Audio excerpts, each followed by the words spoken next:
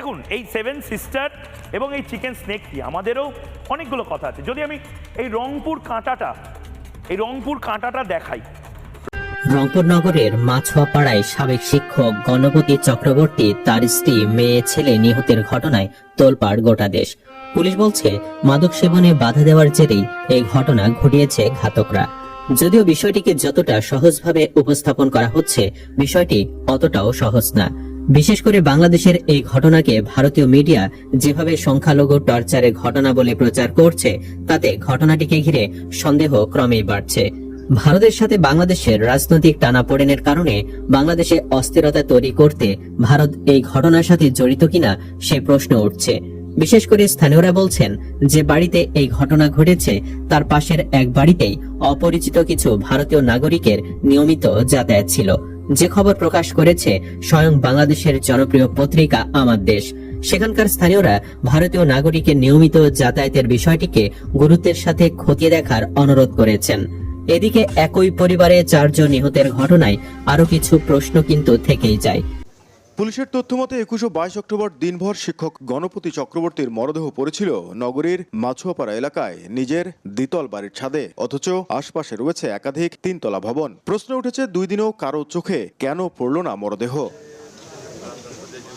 স্থানীয়দের ভাষ্য, সিদ্ধার্থ ও মুগ্ধকে দেখে এমন ভয়াবহ হত্যাকাণ্ডের সঙ্গে জড়িত থাকার কথা কল্পনা করা কঠিন। ঘটনা রাতে গণপতি চক্রবর্তীর বাড়িতে বিদ্যুৎ না থাকার কথাও শুনেছেন অনেকেই। পরে শোনা গেল যে কারেন্টও নাই। পরে রাত 1টা কি 2টার দিকে মিস্ত্রি ডাকে নিয়ে এসে পোলে ঠিক করলো। ওরা বলে দেখছিল ওই মাস্টার কয় এখানে সবারই বাসায় কারেন্ট আছে, আমাদের বাসায় কেন কারেন্ট নেই। ওরা বাইরে যাইতো, লাইট অফ করিয়ে যেত। আমরা এটাই ভাবছি যে হয়তো কোথাও বেড়াইতে গেছে। যে দুটা ছেলে কীভাবে 4টা মানুষকে একের পর এক খুন করে ফেললো, এর পিছনে কোনো কারো হাত আছে কিনা বা এর পিছনেও কোনো গডফাদার আছে কিনা, আমার কাছে এটা একটা সন্দিহান ব্যাপারটা। পুলিশ বলছে হত্যাকাণ্ডের পরও নিজ বাড়িতেই ছিলেন সিদ্ধার্থ। তার শরীরে আঁচড়ের চিহ্ন, টাকা দেখে স্থানীয় এক ব্যক্তির সন্দেহ হয়। সেই তথ্যের ভিত্তিতে সিদ্ধার্থকে গ্রেফতার করা হয়। পরে তার দেয়া তথ্য অনুযায়ী গ্রেফতার করা হয় মুগ্ধকে। তারা যদি শুধুমাত্র ইয়াবা সেবনের জন্যই এই যে একের পর এক খুন সংগঠিত করে, তাহলে কিন্তু তারা যে বাড়ির পাশে যে নির্মাণাধীন বাড়ি ছিল সেখানে কিন্তু তাদের ইয়াবা সেবনের জন্য সেই জায়গাটি অনেক নিরাপদ ছিল।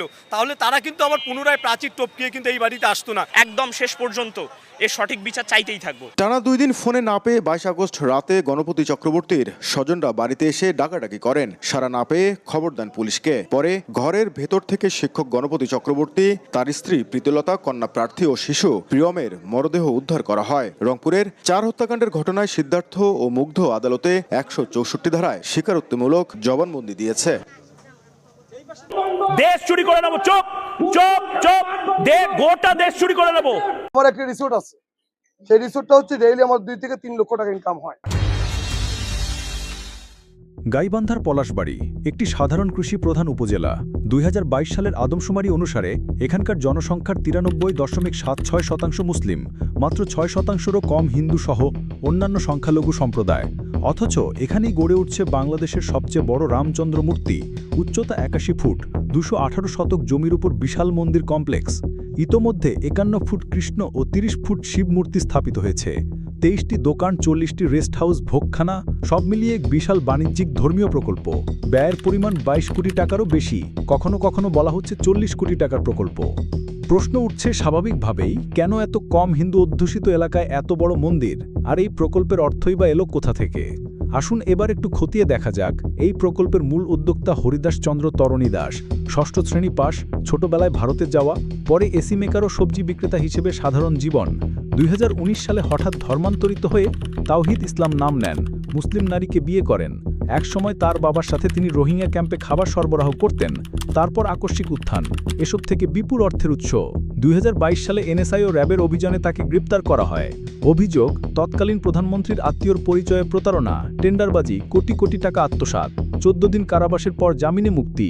অথচ গ্রেফতারের পরও 2025 সালে তিনি ফিরে এসে এই বিশাল মন্দির প্রকল্প শুরু করেন। শুরু থেকে এই প্রকল্পে অর্থায়নের উৎস নিয়েছিল নানা প্রশ্ন। নিজের টাকা, দান, ভারতীয় সহায়তা, নানা কথা শোনা যায়। জোরপূর্বক খাসজমি দখল, অর্পিত সম্পত্তি ভরাটের অভিযোগে উঠেছে।